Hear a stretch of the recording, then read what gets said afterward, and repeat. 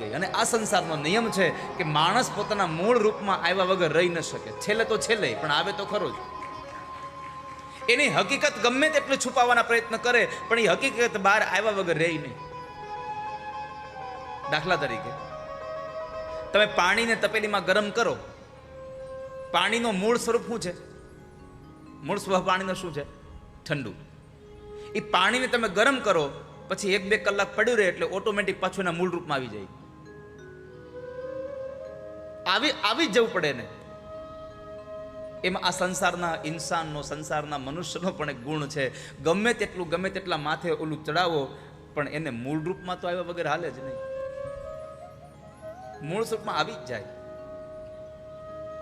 તમે ગમે તેમ કરો સ્વરૂપમાં આવવું પડે. એટલે ભર્તૃહરિ લખે છે યાયસ્ય પ્રકૃતિ સ્વભાવ જનિતા કેનાપી ન ત્યજ્યતે.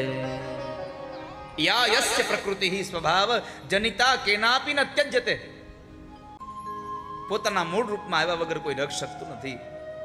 જેમ પૂતના પોતાના મૂળ સ્વરૂપને ઢાંકીને આવી હતી ને, એમ ભગવાને પોતાનું મૂળ સ્વરૂપ ઢાંકી દીધું.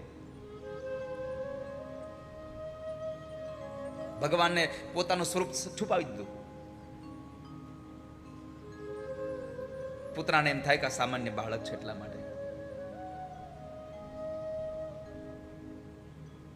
દદર્શ તલ્પે અગ્નિમિવાહિતં ભસી. માયાવીની સામે માયાવી બનવું જ પડે.